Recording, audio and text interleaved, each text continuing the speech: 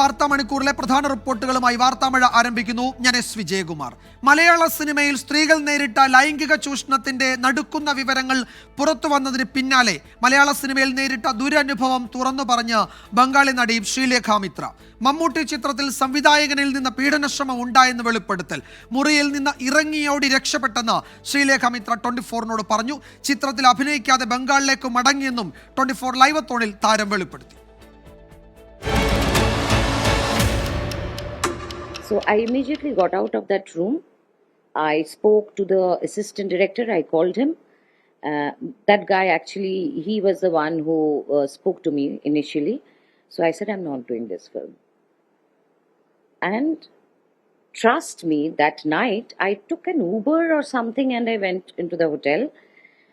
That night I will never ever forget because I was scared. I was all by myself, alone in a place where I don't know anybody XYZ. I'm in this hotel. I was just thinking, what if they have a key, master key? Or what if in the middle of the night somebody bangs on my door? The entire night I was awake. I spoke to the producer that I want my return ticket tomorrow. They didn't pay me anything. So the next day, I went to the airport, got a flight, whatever. I spent my own money, I came back.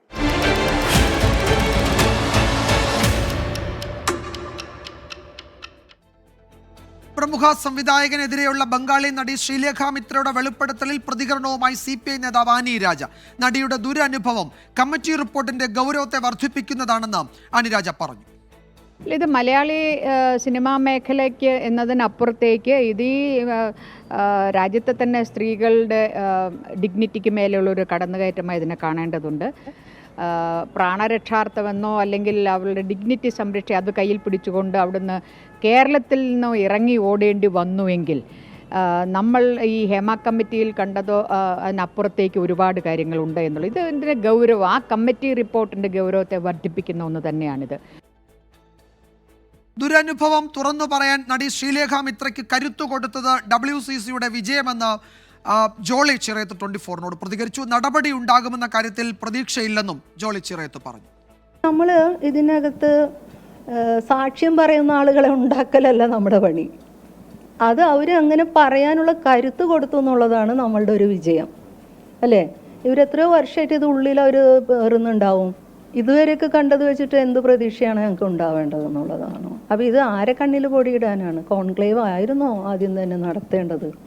അപ്പോൾ എനിക്ക് അതിനകത്ത് സർക്കാർ അങ്ങനെ മുന്നോട്ട് വയ്ക്കുമ്പോൾ അത് നടക്കുമായിരിക്കും. എനിക്ക് പ്രതീക്ഷയൊന്നും അങ്ങനെയില്ല. പക്ഷെ അതേസമയം കാര്യങ്ങൾ മാറി മറിയണം എന്ന പ്രതീക്ഷയിൽ ജീവിച്ചിരിക്കാനേ പറ്റൂ. ബൽറാം നെടുങ്ങാടി കൊൽക്കത്തയിൽ നിന്നാണ് ഈ വാർത്തയുടെ വിശദാംശങ്ങളുമായി ചേരുന്നത്. ബൽറാം, ശ്രീലേഖ മിത്ര പറയുന്ന അങ്ങേയറ്റം ഗൗരവമുള്ള കാര്യമാണ്. കേരളത്തിൽ ഈ വിഷയത്തിൽ നടക്കുന്ന ചർച്ച, ഹേമ കമ്മിറ്റി റിപ്പോർട്ടിലെ അതിൻ്റെ കണ്ടന്റ് സംബന്ധിച്ച് നടക്കുന്ന ചർച്ചയ്ക്കിടെയാണ് ഇത്തരമൊരു വെളിപ്പെടുത്തൽ ശ്രീലേഖ മിത്രയെ പോലൊരു നടിയിൽ നിന്നുണ്ടാകുന്നത്. എന്തൊക്കെയാണ് അവർ കൂടുതലായി സൂചിപ്പിച്ചത്? ഏതെങ്കിലും തരത്തിൽ നിയമപരമായ ഇടപെടലിന്, നടപടിക്ക് ആ താരം തയ്യാറെടുക്കുന്നുണ്ടോ? അതിൻ്റെ സാധ്യതയുണ്ടോ ഇനി? വിജയകുമാർ, ഈ ഹേമ കമ്മിറ്റി റിപ്പോർട്ടിന്റെ ഒരു പശ്ചാത്തലത്തിൽ തന്നെയാണ് ശ്രീലേഖ മിത്ര ഇക്കാര്യങ്ങൾ തുറന്നു പറയുന്നത്. ആ റിപ്പോർട്ടിനെ അല്ലെങ്കിൽ അത്തരത്തിലുള്ള ഒരു നടപടിയെ അവർ സ്വാഗതം ചെയ്യുകയാണ്. കൂടാതെ തനിക്ക് മലയാള സിനിമയിൽ അഭിനയിക്കാൻ എത്തിയ സമയത്തുണ്ടായ വലിയ ദുരനുഭവം അവർ വെളിപ്പെടുത്തുന്നു. അവരെ ഒരു സിനിമയിൽ അഭിനയിക്കാനായി ക്ഷണിച്ചു വരുത്തുകയായിരുന്നു കൊച്ചിയിൽ. തുടർന്ന് മമ്മൂട്ടി നായകനാകുന്ന ചിത്രം ആണ് എന്നാണ് ആദ്യഘട്ടത്തിൽ തന്നെ ഇക്കാര്യത്തിൽ അറിയിച്ചിരുന്നത്. അതുകൊണ്ട് തന്നെ അദ്ദേഹത്തോടൊപ്പം അഭിനയിക്കാനുള്ള ഒരു സന്തോഷവും ഉണ്ടായിരുന്നു. ഇതിന്റെ അടിസ്ഥാനത്തിൽ അറിയിച്ചതനുസരിച്ച് കൊച്ചിയിലെത്തി. കൊച്ചിയിൽ അവർക്ക് ഹോട്ടലിൽ മുറി എല്ലാം ഏർപ്പാടാക്കിയിരുന്നു. തുടർന്ന് വൈകിട്ട് ഈ മറ്റ് സഹപ്രവർത്തകരെ പരിചയപ്പെടാൻ എന്ന പേരിലാണ് ഇവരെ മറ്റൊരിടത്തേക്ക് വിളിച്ചത്. അവിടെ സംവിധായകൻ അടക്കമുള്ളവർ ഉണ്ടായിരുന്നു. ഫോണിൽ സംസാരിക്കുകയായിരുന്ന സംവിധായകൻ തന്റെ വളയിൽ ആദ്യം സ്പർശിച്ചു.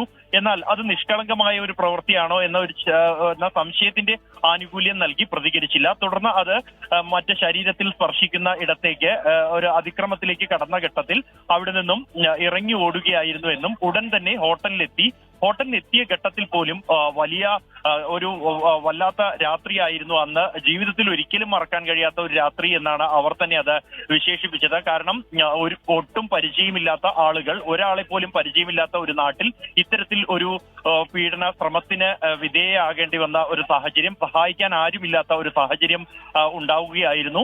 ഭയത്തോടെയാണ് ഹോട്ടൽ മുറിയിൽ കഴിഞ്ഞത്. തുടർന്ന് അടുത്ത ദിവസം തന്നെ ടിക്കറ്റ് നൽകണമെന്ന് നിർമ്മാതാവിനോട് ആവശ്യപ്പെട്ടെങ്കിലും അത് ഉണ്ടായില്ല. തുടർന്ന് സ്വന്തം ചെലവിൽ തന്നെ അടുത്ത ദിവസം കൊൽക്കത്തയിലേക്ക് മടങ്ങി എന്നുമാണ് അവർ വെളിപ്പെടുത്തിയിരിക്കുന്നത്. ഈ വിഷയത്തിൽ നേരത്തെ ഈ ബംഗാൾ സിനിമയുമായി ബന്ധപ്പെട്ട് മീ ടു ആരോപണങ്ങളിൽ സജീവമായി തന്നെ അത്തരത്തിലൊരു മൂവ്മെന്റിന് മുൻനിരയിൽ പ്രവർത്തിച്ച ഒരു നടി കൂടിയാണ്.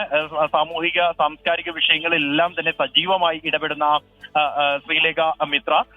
പേര് വെളിപ്പെടുത്തണോ, നിയമപരമായ നടപടികളിലേക്ക് കടക്കുമോ എന്ന ചോദ്യത്തോടെ അവർ ഈ കമ്മിറ്റിയോ അല്ലെങ്കിൽ മറ്റാരെങ്കിലും ആവശ്യപ്പെട്ടാലും ഈ കാര്യങ്ങളെല്ലാം പറയാനും പരാതി നൽകാനും തയ്യാറാണ് എന്ന് തന്നെയാണ് അവർ പറഞ്ഞത്. എന്നാൽ അതോടൊപ്പം അവർ ചൂണ്ടിക്കാണിച്ച ഒരു കാര്യം എന്നുള്ളത്, സിനിമാ മേഖലയിൽ ഇത്തരം നിലവിൽ ഇപ്പോൾ ഈ ഹേമ കമ്മിറ്റി റിപ്പോർട്ടിലടക്കം പരാമർശിക്കപ്പെട്ട ഇത്തരത്തിലുള്ള പീഡന ശ്രമങ്ങളിലും കേസെടുക്കുകയാണെങ്കിൽ സിനിമാ മേഖലയിലെ 50% പേരും അകത്തു പോകേണ്ട സാഹചര്യം. ബൽറാം, അത് വളരെ പ്രധാനപ്പെട്ടതാണ്. നിയമപരമായി നീങ്ങണമെങ്കിൽ അതിന് തയ്യാറാണ്, എവിടെയെങ്കിലും മൊഴി കൊടുക്കണമെങ്കിൽ അതിനും തയ്യാറാണ്. അത്തരത്തിൽ നിയമപരമായ ഏത് ഇടപെടൽ ഉണ്ടായാലും അതുമായി സഹകരിക്കുമെന്നുകൂടി ആ നടി അറിയിക്കുന്നുണ്ട്. അത് വളരെ പ്രധാനപ്പെട്ടതാണ്. അപ്പോൾ ബംഗാളി നടി ശ്രീലേഖ മിത്രയുടെ ഈ ആരോപണങ്ങളിൽ വെറും ആരോപണങ്ങളല്ല, ചില വെളിപ്പെടുത്തലുകളാണ്. സമയമുണ്ട്, കാലമുണ്ട്, സ്ഥലമുണ്ട്, ആളുണ്ട്, എല്ലാം ഉണ്ട്. അപ്പോൾ അതിലെന്തെങ്കിലും നിയമപരമായ ഇടപെടലിന് ആരെങ്കിലും തയ്യാറാണെങ്കിൽ അതിൽ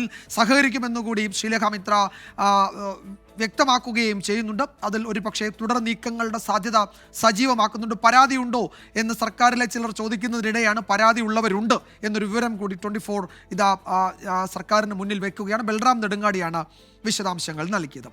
പുറത്തുവന്ന ഹേമ കമ്മിറ്റി റിപ്പോർട്ടിൽ അട്ടിമറി. വിവരാവകാശ കമ്മീഷൻ നിർദ്ദേശിച്ചതിലും കൂടുതൽ ഖണ്ഡികകൾ റിപ്പോർട്ടിൽ നിന്ന് ഒഴിവാക്കി. 129 ഖണ്ഡികകളാണ് ഒഴിവാക്കിയത്.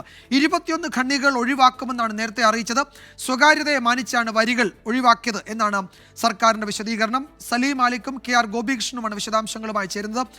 ഗോപി, ഇതിൽ ചില ഭാഗങ്ങൾ ഒഴിവാക്കി എന്ന് പറയുമ്പോൾ വലിയ കരുതൽ അത് റിപ്പോർട്ട് പുറത്തുവിട്ടവർക്കുണ്ട്. കാരണം ഒരു കാരണവശാലും ഈ ചില പേരുകളോ ചില സൂചനകളോ ചില സൂചകങ്ങളോ പുറത്തേക്ക് വരരുതെന്ന് വലിയ കരുതൽ സർക്കാർ എടുക്കുന്നതിനിടെയാണ് അബദ്ധത്തിൽ ഒരു പാരഗ്രാഫ് അധികമായി വന്നതല്ലേ. ഒരു പക്ഷേ ഈ സിനിമാ മേഖലയിൽ നടന്നത് എന്താണെന്ന് ജസ്റ്റിസ് K ഹേമ കണ്ടെത്തിയതിൻ്റെ രത്ന ചുരുക്കം അറിയാതെ ഉൾപ്പെട്ട ആ പാരഗ്രാഫിൽ ഉണ്ട് അല്ലേ? വിജയകുമാർ ഈ സൂചിപ്പിച്ചതുപോലെ തന്നെ 21 ഖണ്ഡികകൾ സ്വകാര്യത മാനിച്ച് 21 ഖണ്ഡികകൾ ഒഴിവാക്കണം എന്നും കൂടുതൽ ഖണ്ഡികകൾ ഒഴിവാക്കേണ്ടതുണ്ടെങ്കിൽ അത് സർക്കാരിന് നിശ്ചയിക്കാം എന്നുമായിരുന്നു വിവരാവകാശ കമ്മീഷൻ നൽകിയ നിർദ്ദേശം. അതിൽ വിജയൻ നേരത്തെ സൂചിപ്പിച്ചതുപോലെ തന്നെ ഒരു അധികമായ കരുതൽ സർക്കാർ എടുത്തു എന്ന് വേണം കരുതാൻ. കാരണം 49 മുതൽ 53 വരെയുള്ള പേജുകൾ പൂർണ്ണമായും നീക്കിക്കൊണ്ടുള്ള ഒരു റിപ്പോർട്ടാണ് നമ്മുടെ കൈവശം ലഭിച്ചത്.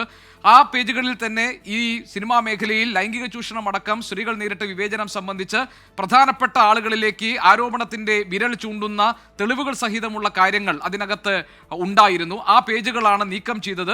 വിവരാവകാശ പ്രകാരം ഈ റിപ്പോർട്ട് ആവശ്യപ്പെടുകയും അതിൽ സാംസ്കാരിക വകുപ്പ് ഏതൊക്കെ ഭാഗങ്ങൾ നീക്കം ചെയ്തു എന്ന് അവരെ അറിയിക്കുകയും ചെയ്തിട്ടുണ്ട്. ആ അറിയിപ്പിൽ പക്ഷേ 49 മുതൽ 53 പേജുകൾ നീക്കം ചെയ്ത സർക്കാർ നടപടിയെ കുറിച്ചിട്ടുള്ള ഒന്നും ഉണ്ടായിരുന്നില്ല. കാരണം 5 പേജുകൾ സർക്കാരിന്റെ താല്പര്യപ്രകാരം നീക്കം ചെയ്തു എന്നാണ് മനസ്സിലാക്കുന്നത്. അവിടെയാണ് വിജയകുമാർ സൂചിപ്പിച്ചതുപോലെ ഒഴിവാക്കേണ്ടത് എന്ന് വിവരാവകാശ കമ്മീഷൻ തന്നെ പറഞ്ഞിരുന്ന ഖണ്ഡികയിൽ ഒന്നായ 48-ാം പേജിലെ ഈ 96-ാം പാരഗ്രാഫ് അറിയാതെ അബദ്ധത്തിൽ ഇതിനകത്ത് ഈ റിപ്പോർട്ടിന്റെ ഭാഗമായി പുറത്തു വന്നിരിക്കുന്നത്.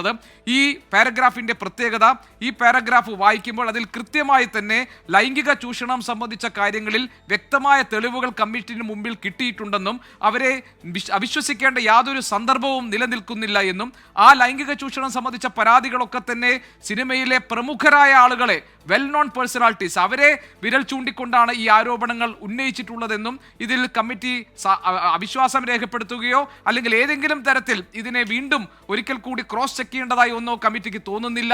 അത്രയ്ക്ക് ആധികാരികമായി ഈ അവർ നൽകിയിരിക്കുന്ന മൊഴികളെയും അവർ നൽകിയിരിക്കുന്ന തെളിവുകളെയും കമ്മിറ്റി സ്വീകരിച്ചിട്ടുണ്ട് എന്ന് ബോധ്യപ്പെടുത്തുന്ന 48-ാം പേജിലെ 96-ാം ഖണ്ഡികയാണ് വിജയകുമാർ പുറത്തു വന്നത്. ഇത് പുറത്തു വരാൻ സർക്കാർ ആഗ്രഹിച്ചതല്ല, ഇത് പുറത്തു വരാൻ വിവരാവകാശ കമ്മീഷൻ നിർദ്ദേശിച്ചതുമല്ല. കാരണം സ്വകാര്യത മാനിച്ച് ഒഴിവാക്കണമെന്ന് വിവരാവകാശ കമ്മീഷൻ ആവശ്യപ്പെട്ട 21 ഖണ്ഡികകളിൽ അബദ്ധത്തിൽപ്പെട്ടതാണിത്. ഇതിൽ പറയുന്നു, on analysis of evidence placed before us we are satisfied that women face sexual harassment even from very well known people in film industry. അതായത് സിനിമാ മേഖലയിലെ പ്രമുഖരായ വ്യക്തികളിൽ നിന്ന് ലൈംഗിക ചൂഷണം നേരിട്ടിട്ടുണ്ടെന്ന കാര്യം കമ്മിറ്റിക്ക് ബോധ്യപ്പെട്ടിരിക്കുന്നു. Who were named before the committee, അവരാരൊക്കെയാണ് എന്ന അവരുടെ പേര് വിവരങ്ങൾ കമ്മിറ്റിക്ക് മുൻപാകെ ഈ സ്ത്രീകൾ, ഈ നടിമാർ, ചലച്ചിത്ര പ്രവർത്തകർ നൽകിയിട്ടുണ്ട്. On considering the various aspects we have no reason to disbelieve what was stated before us regarding sexual harassment in film industry. അതുകൊണ്ട് അവർ ഞങ്ങൾക്ക് മുന്നിൽ നൽകിയിരിക്കുന്ന തെളിവുകളും മൊഴിവുകളും പരിശോധിക്കുമ്പോൾ അവരെ അവിശ്വസിക്കേണ്ട ഒരു കാര്യവും കമ്മിറ്റിക്കില്ല എന്നാണ്.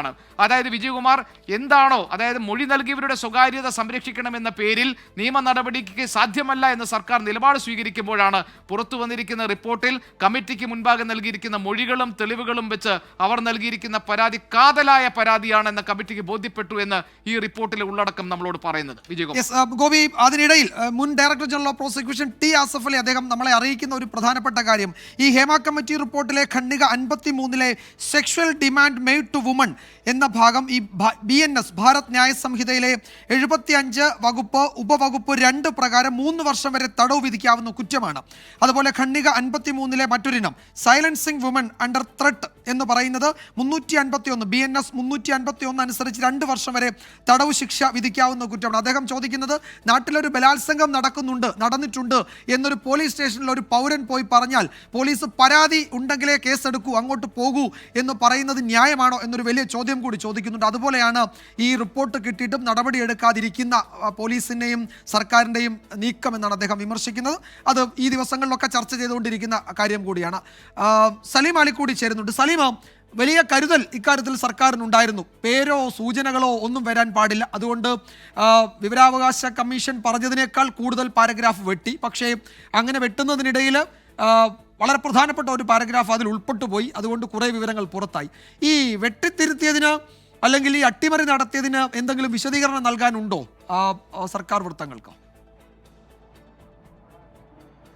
വിജയകുമാർ, ഈ ഹേമ കമ്മിറ്റി റിപ്പോർട്ട് പുറത്തു വന്നതിന് പിന്നാലെ അത് ഈ താരസംഘടനയ്ക്ക് അതല്ലെങ്കിൽ സിനിമാ താരങ്ങൾക്കോ അപ്പുറത്തേക്ക് സർക്കാർ തന്നെ വലിയ പ്രതിരോധത്തിലായിരിക്കുന്ന ഒരു സാഹചര്യമാണുള്ളത്. നിലവിൽ തന്നെ ഈ 129 ഖണ്ഡികകൾ എന്ന് പറഞ്ഞാൽ ആ റിപ്പോർട്ടിന്റെ ഒരു വലിയ ഭാഗം തന്നെ പൂർണ്ണമായി ഒഴിവാക്കി എന്നുള്ളതാണ്. അത് വിവരാവകാശ കമ്മീഷൻ 21 പാരഗ്രാഫുകൾ ഒഴിവാക്കാൻ പറഞ്ഞതിന് ശേഷം വേണമെങ്കിൽ സർക്കാരിന് ആവശ്യമുള്ളത് ഒഴിവാക്കാമെന്ന് അറിയിച്ചിരുന്നു. പക്ഷേ അത് അറിയിക്കുമ്പോഴും സർക്കാരിനോട് പ്രത്യേകമായി നിർദ്ദേശിച്ചിരുന്ന കാര്യം ഒഴിവാക്കുമെന്ന് പറഞ്ഞിരുന്ന ഭാഗങ്ങൾ ഏതെന്ന് കൃത്യമായി അപേക്ഷകരെ ഉൾപ്പെടെ എന്നുള്ളതാണ്. അങ്ങനെ അറിയിക്കാത്ത ഖണ്ഡികകളാണ് ഇപ്പോൾ ഒഴിവാക്കിയിരിക്കുന്നത്. അതിൽ എന്തൊക്കെയാണ് ഉൾപ്പെട്ടിരിക്കുന്നത്? ചില പ്രമുഖരെയൊക്കെ രക്ഷിക്കാനുള്ള ശ്രമമാണ് എന്നുള്ളതാണ് പ്രധാനപ്പെട്ട ആരോപണം. മാത്രമല്ല, ഇപ്പോൾ പുറത്തു വന്നിരിക്കുന്നത് ഒരു മഞ്ഞുമലയുടെ അറ്റം മാത്രമാണ്. അതിനേക്കാൾ ഗുരുതരമായ പരാമർശങ്ങൾ ആ ഹേമ കമ്മിറ്റി റിപ്പോർട്ടിലുണ്ട്.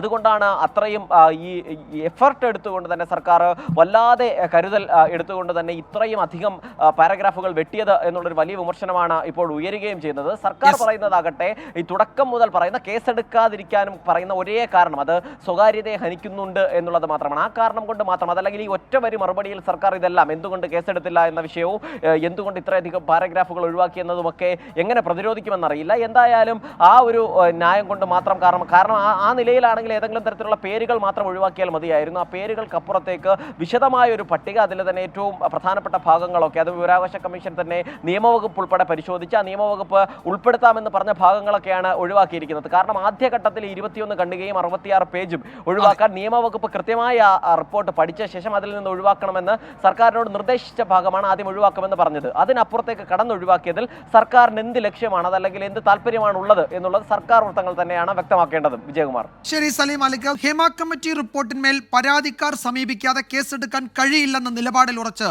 സാംസ്കാരിക വകുപ്പ് മന്ത്രി സജി ചെറിയാൻ. സർക്കാർ നിലപാട് താനും മുഖ്യമന്ത്രി വിശദീകരിച്ചതാണെന്നും മന്ത്രി പറഞ്ഞു. നിയമ നടപടികൾക്ക് പരാതിക്കാർ സമീപിക്കണമെന്നായിരുന്നു CPM കേന്ദ്ര കമ്മിറ്റി അംഗം AK ബാലന്റെയും പ്രതികരണം. റിപ്പോർട്ടിന്മേൽ സ്വമേധയാ കേസെടുക്കാമെന്ന് പറഞ്ഞ് ധനമന്ത്രി KN ബാലഗോപാലിനെ പരോക്ഷമായി വിമർശിച്ച് മന്ത്രി K രാജനും രംഗത്തെത്തി. മന്ത്രിമാർ ഓരോരുത്തരായി അഭിപ്രായം പറയേണ്ടതില്ല എന്നായിരുന്നു രാജൻ 24നോട് പറഞ്ഞത്. ഈ കഴിഞ്ഞ 3-4 ദിവസമായി സർക്കാരിൻ്റെ നിലപാട് മന്ത്രി എന്ന നിലയിൽ ഞാനും ബഹുമാനപ്പെട്ട മുഖ്യമന്ത്രിയും വിശദീകരിച്ചു. കോടതിയുടെ മുമ്പാകെ ഇപ്പോൾ വിഷയം വന്നിരിക്കുന്നു. ആ വിശദീകരിച്ചതിനപ്പുറം പ്രത്യേകിച്ച് ഇനി ഒന്നും ഈ കാര്യത്തിൽ നമുക്ക് പറയാനുണ്ട്. ബഹുമാനപ്പെട്ട കോടതി തന്നെ പറഞ്ഞ ഒരു കാര്യം, ചില കാര്യങ്ങൾ ഞങ്ങൾ അഡ്രസ്സ് ചെയ്യേണ്ടതായിട്ടുണ്ട് എന്നുള്ളതാണ്. അതിന് ഗവൺമെന്റിന്റെ അഭിപ്രായം എന്താണ് എന്നുള്ളതാണ് ഇപ്പോൾ ബഹുമാനപ്പെട്ട കോടതി ചോദിച്ചിട്ടുള്ളത്. അപ്പം അതിന്റെ ഭാഗമായി അടുത്ത മാസം 10-ാം തീയതിയാണ് ഇപ്പോൾ ഇത് സെപ്റ്റംബർ 10-നാണ് ഇത് പോസ്റ്റ് ചെയ്തിട്ടുള്ളത്. അല്ലെങ്കിൽ ഇപ്പോൾ കോടതിക്ക് തന്നെ ബഹുമാനപ്പെട്ട കോടതിക്ക് തന്നെ പറയായിരുന്നു ഈ കമ്മീഷൻ റിപ്പോർട്ടിന്റെ ഭാഗമായിട്ട് FIR ഇടണമെന്ന്. അത് പറയാൻ സാധിക്കാതെ വന്നത് ബഹുമാനപ്പെട്ട ഉമ്മൻചാണ്ടി കേസിൽ കൃത്യമായി പറഞ്ഞു, കമ്മീഷൻ റിപ്പോർട്ടിന്റെ ഭാഗമായി അല്ലെങ്കിൽ കമ്മീഷന്റെ ഭാഗമായി വെളിവാക്കപ്പെട്ട മൊഴികളെ അടിസ്ഥാനപ്പെടുത്തി കേസെടുക്കാനേ പാടില്ല എന്ന് സുപ്രീം കോടതി വിധിയുടെ അടിസ്ഥാനത്തിൽ ഉമ്മൻചാണ്ടി കേസിൽ കൃത്യമായി ഈ ഒരു പരാമർശം വന്നതോടുകൂടി സുവമോട്ടോ FIR ഇടാൻ ഗവൺമെന്റിന് സാധിക്കില്ല. ഹേമ കമ്മിറ്റി റിപ്പോർട്ടിനെ കുറിച്ച് ഓരോ മന്ത്രിമാരും ഓരോ പാർട്ടിയും പറയേണ്ട ഒരു ഘട്ടമായിട്ടില്ല. സ്വാഭാവികമായിട്ടും മുഖ്യമന്ത്രി വളരെ കൃത്യതയോട് കൂടിയിട്ടാണ് ആ കാര്യത്തിൽ പത്രസമ്മേളനം നടത്തി കാര്യങ്ങൾ വിശദീകരിച്ചത്. മുഖ്യമന്ത്രി അതിൻ്റെ കൃത്യമായി ഏറ്റവും അടിയിൽ തൊടുന്ന വിധത്തിലുള്ള അഭിപ്രായം പറഞ്ഞു. ഇനി നമ്മളിപ്പോൾ പ്രത്യേകമായ കാര്യങ്ങൾ സൂചിപ്പിക്കേണ്ടതില്ല. പരാതിക്കാർ വരട്ടെ, ആവശ്യമായിട്ടുള്ള നടപടിയായിട്ട് മുന്നോട്ട് പോകും. ഹേമ കമ്മിറ്റി റിപ്പോർട്ടിൽ സർക്കാർ അന്വേഷണം നടത്തണമെന്ന് പ്രതിപക്ഷ നേതാവ് VD സതീശൻ. വിവരാവകാശ കമ്മീഷൻ ആവശ്യപ്പെടാത്ത പേജുകൾ പോലും റിപ്പോർട്ടിൽ നിന്ന് വെട്ടിമാറ്റി. ഇത് ആരെ രക്ഷിക്കാനാണെന്ന് മുഖ്യമന്ത്രി മറുപടി പറയണം. കോൺക്ലേവ് നടത്താൻ അനുവദിക്കില്ലെന്നും VD സതീശൻ ആവർത്തിച്ചു. എന്നിട്ടിപ്പോൾ ഇവർ പറയാ എന്താണ്, ജസ്റ്റിസ് ഹേമ കമ്മിറ്റി റിപ്പോർട്ട് കിട്ടിയോണ്ട് ഞങ്ങൾ സിനിമ കോൺക്ലേവ് നടത്തും. എവിടെ? കൊച്ചിയിൽ. ആരൊക്കെയാണ് കോൺക്ലേവിൽ? ആരോപണ വിധേയരായ ആളുകളും ഇരകളായ ആളുകളെ ഒരുമിച്ചിരുത്തി ചായ കൊടുക്കും. ഇങ്ങോട്ട് വാ കൊച്ചിയിലേക്ക് കോൺക്ലേവ് നടത്താൻ. ആ കോൺക്ലേവ് ഈ ഉത്തരവാദികളായ ആളുകളെ അവരുടെ പേരിൽ നിയമപരമായ നടപടികൾ സ്വീകരിച്ച് അവരെ നിയമത്തിന്റെ മുന്നിൽ കൊണ്ടുവരാതെ ഈ ഇരകൾക്ക് നീതി കൊടുക്കാതെ ഷിയാസെ കൊച്ചിയിൽ നമ്മൾ ഈ കോൺക്ലേവ് നടത്താൻ നമ്മൾ സമ്മതിക്കില്ല. റിപ്പോർട്ടോടെ വാർത്താമഴ അവസാനിക്കുന്നു.